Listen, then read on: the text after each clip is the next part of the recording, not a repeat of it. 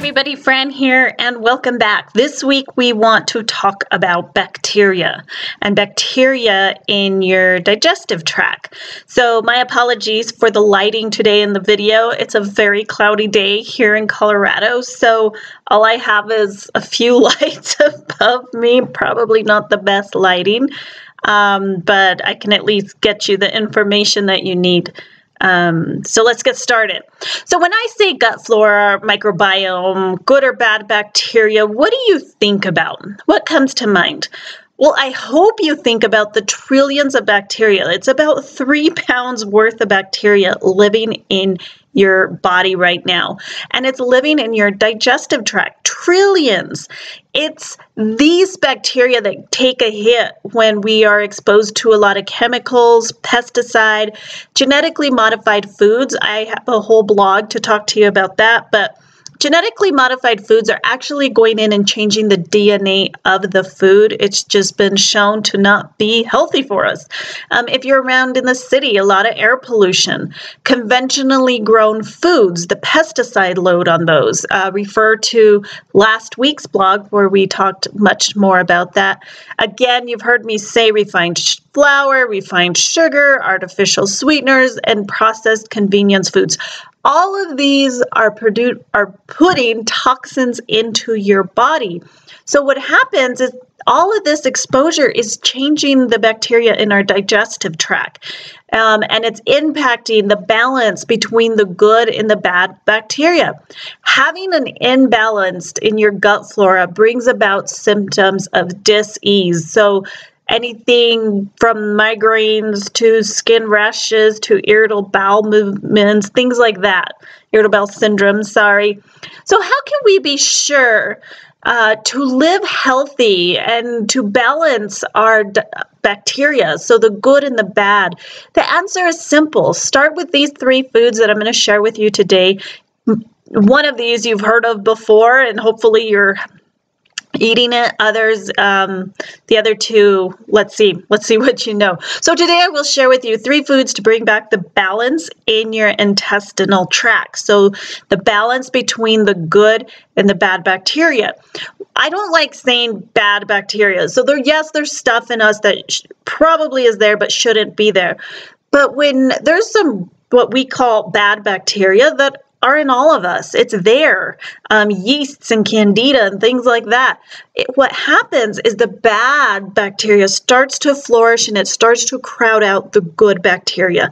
That's when you start with the yeast, the fungi, all of that sort of stuff. So it's yeast, candida, things like that are already there.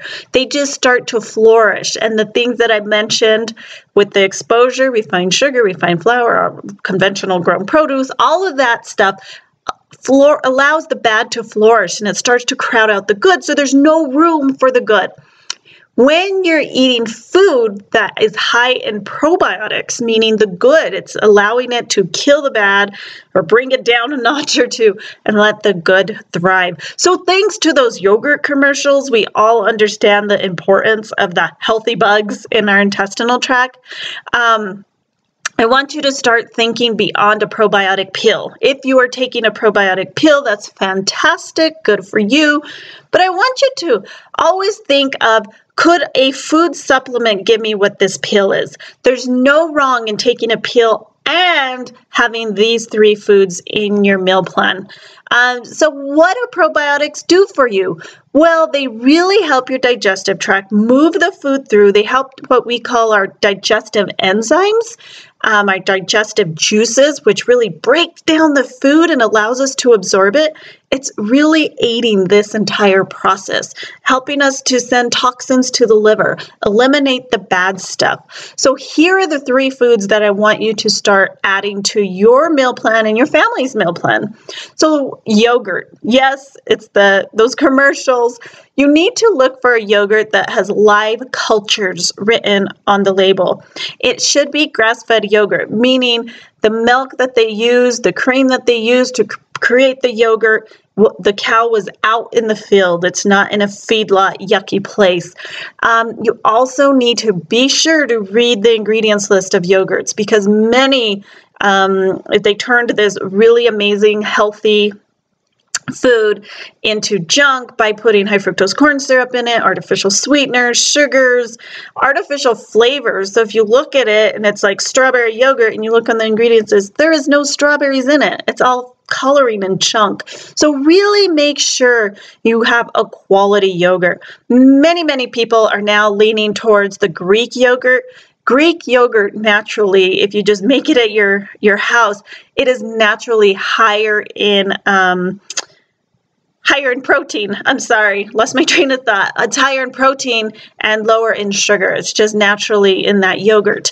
A good thing with Greek yogurt, I mean, you can put a little honey, maple syrup, throw in some nuts and sweeten it on your own if you're buying plain. You could also use the plain for sour cream.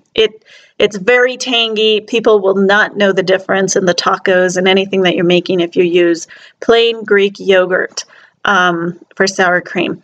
The second food that you need to be putting into your meal plan is kefir, yogurt's superior cousin. So kefir, it's a liquid, it's tangy, it's slightly fizzy, it's fermented milk basically. And you can make kefir out of goat's milk, coconut milk. It doesn't have to be a dairy's milk.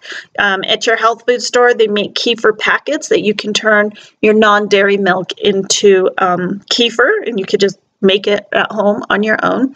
It is much more potent than yogurt in your intestines. So kefir actually finds a little spot in your intestines and it just sits there and it colonizes, meaning that it grows and it's just flourishing your intestines with good bacteria.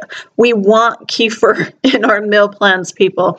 Kefir contains between 30 to 50, depending on who you ask, major strains of friendly bacteria, the good probiotics that yogurt does not have. So it's much more potent than yogurt, and it's much more beneficial in your digestive tract than yogurt.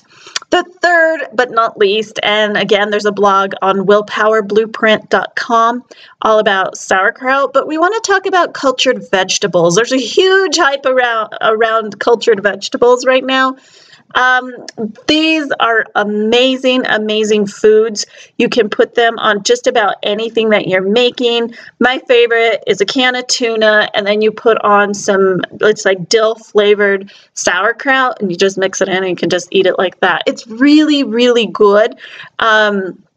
It's not as bad tasting as many people might think, but it really helps people with irritable bowel syndrome, cultured vegetables, and with seasonal allergies. It will also help with stomach flus, the flu that you might be sick right now listening to this, getting in cultured vegetables. So these are things like sauerkraut, kimchi, pickles. One thing to know is that if you're buying these foods on the grocery store shelf, meaning they are not refrigerated, they're pasteurizing these foods in that process, and they're killing the good bacteria. So when you're finding cultured vegetables, they need to be from the refrigerated section at your health food store. I have yet to see mainstream grocery stores carry these, so you do have to make a special trip to your health food store for these. So again, look for all of these foods, the yogurt, the kefir, and the cultured vegetables in the refrigerator section of your health food store, because these are living foods. The probiotic, the bacteria in them is living. You need it living so that way when you eat it, you get that into your system. So yes, our planet is changing. Yes, we're exposed to many more toxins, but it's not all doom and gloom. I want you to know that right now. You can make a difference in your health by including these 3 probiotic rich foods, and your body just absorbs it and it loves it, and your digestive tract will thank you. For example, sauerkraut. So the great thing with sauerkraut is it's fermented cabbage. You can throw in other things in there, which they're doing very great flavors of sauerkraut now. But it's fermented cabbage. So you're eating the food that created the good bacteria. You're putting the good bacteria in and the food that grew that good bacteria. To me, it's a win-win. You're putting it in, you're feeding it at the same time. How can your digestive tract not flourish with these types of foods? So this week, pick one of these 3 foods, put it on the grocery list, get to your health food store and look for it. If you want to make it at home, that's fantastic, but there is ready to go yogurt, kefir, and cultured vegetables in the refrigerated section of your grocery store. So go ahead, go out, try one of these, email me, let me know how you're liking it. And again, if you are watching this anywhere other than willpowerblueprint.com, head over there for more great tips and strategies. I love hearing from all of you, so keep the comments coming. Keep sharing with me how you're doing and how these blogs are helping you.